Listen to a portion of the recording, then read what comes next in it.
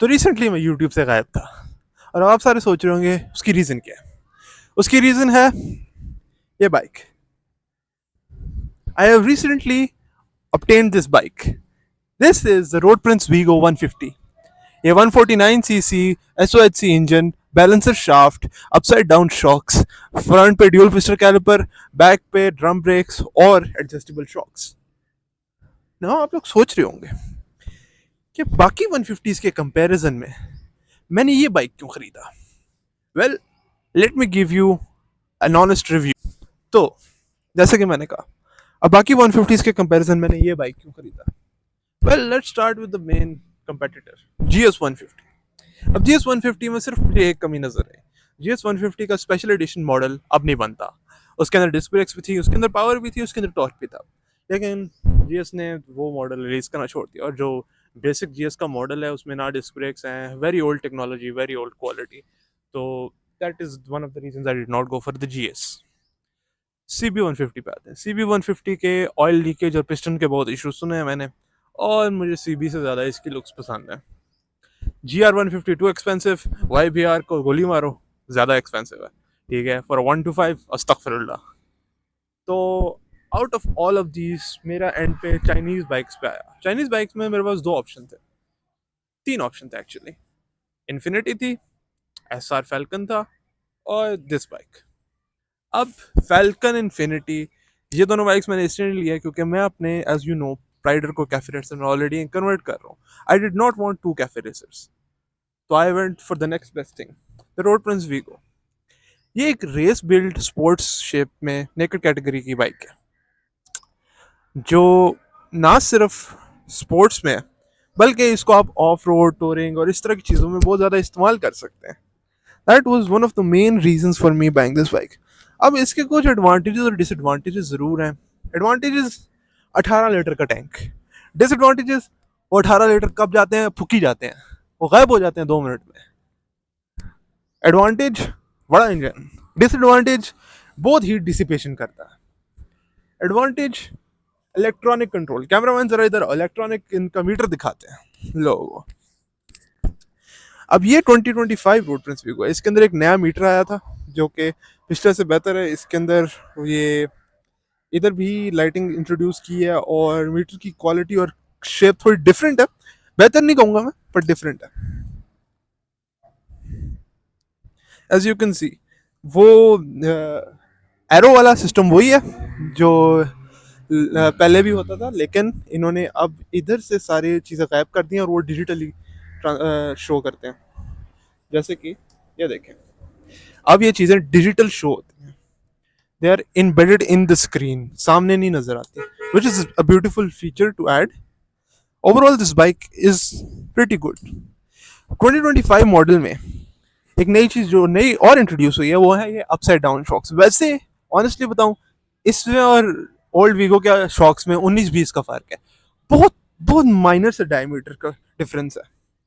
और फ्रंट पे इन्होंने हेडलाइट के साथ बहुत बड़ा एक गेम की है, चूना लगाया हमें, वापस हेलोजन बल्ब दे दिया। जो रोड प्रिंस वीगो पहले आया करती थी उसमें हेलोजन बल्ब खत्म करके LED बल्ब देना शुरू कर दिए थे, बट इसमें ना सिर्फ हेलोजन बल्ब है, बट इसमें सादा हेलोजन बल्ब है जो कि प्राइडर 70, 125 उनमें लगता है, H4 नहीं है, विच वॉज क्वाइट डिसअपॉइंटिंग क्योंकि मैं चाहता था कि मैं इसमें गाड़ी का एक अच्छा सा H4 लेके डाल लूँ।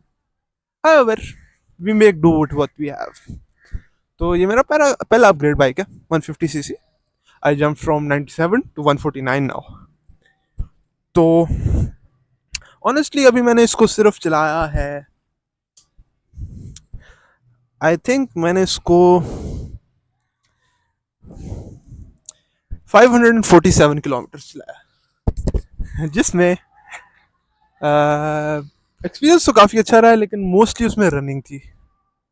लेकिन अब रनिंग पूरी हो गई है तो अब इसका एक्चुअल एक्सपीरियंस सामने आएगा और मैं आप लोगों को इसका प्रॉपर रिव्यू दे सकता हूँ। तो अब मैं आपको इसका एक देता हूँ रोड लुक, कि इसको चलाते हुए कैसी लुक आती है बंदे की, कैसा पोस्चर बनता है।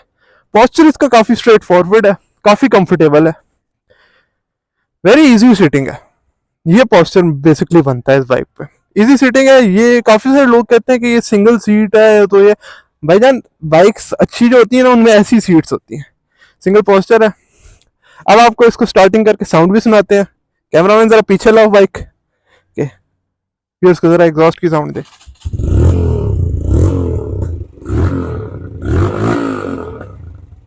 तो ये बाइक के बाद अब आपको एक रोड व्यू देते हैं कि चलाते हुए कैसा लगता है बंदा।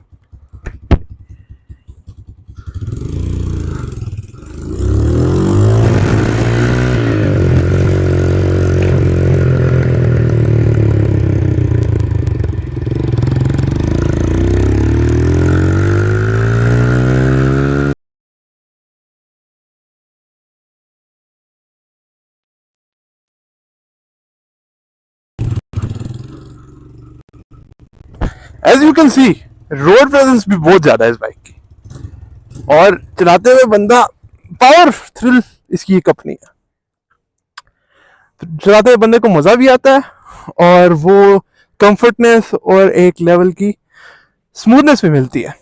बट इसका एक डिसएडवांटेज ये है कि इसके जो रियर शॉक्स हैं वो बहुत स्टिफ है। रीजन ये स्पोर्ट्स कैटेगरी का बाइक बना हुआ है, तो इसके रियर बहुत स्टिफ है बाकी नॉर्मल कंप्यूटर बाइक्स के कंपैरिजन। तो अब आपको देते हैं इसका एक पीओवी टाइप व्यू, इसका एक पीओवी देते हैं कि पीओवी कैसा लगता है।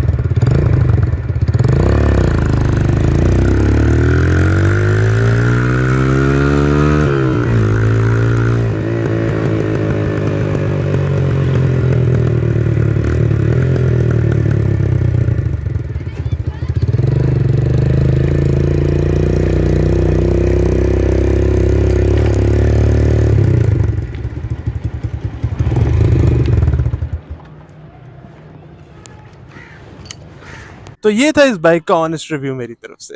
ये रीजन है इसको खरीदने के, और ये मेरा इसकी तरफ